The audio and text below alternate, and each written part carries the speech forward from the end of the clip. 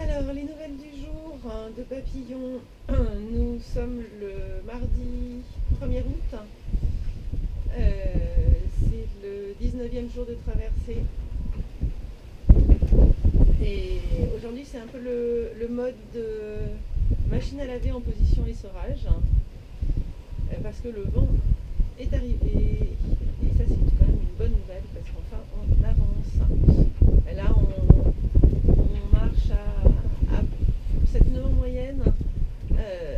Bon, toujours avec un nœud de courant dans le nez, évidemment. Mais c'est bien, les batteries chargent et le bateau tient bien. Voilà.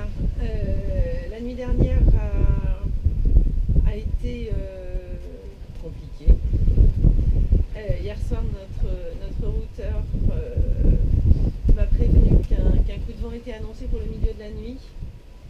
Donc j'ai préparé le bateau, je me suis préparée, j'ai mis mon petit gilet de sauvetage, j'ai ma valise EPV dans ma poche. J'ai appelé Eric pour vérifier ensemble que tout était bon, parce qu'avec la fatigue, je crois que je commence à me poser des questions bêtes. Et je suis allée me coucher vers 23h en mettant mon réveil à minuit pour le point.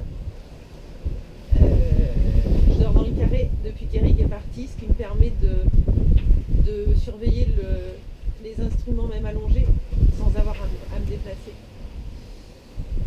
Et je me suis réveillée, il était 2h du matin, donc j'ai pas entendu mon réveil.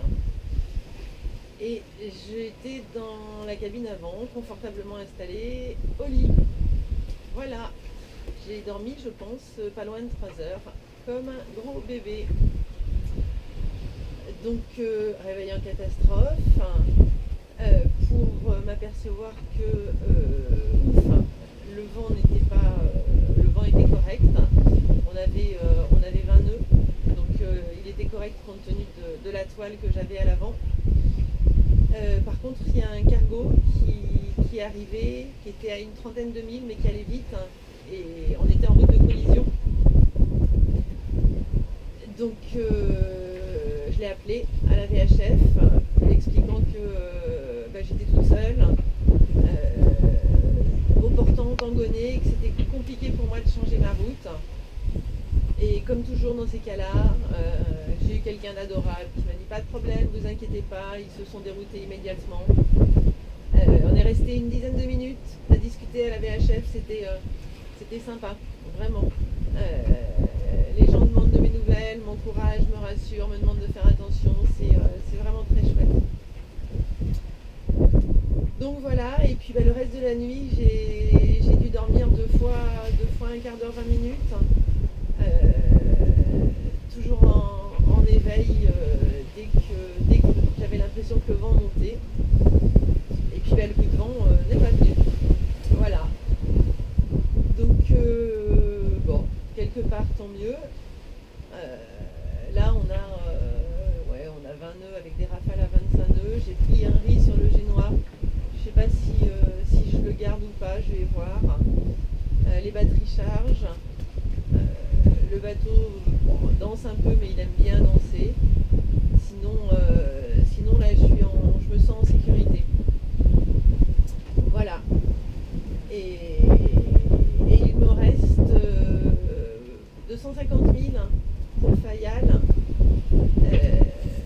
Eric rejoint Fayal ce soir. Eric va mieux. Il se repose.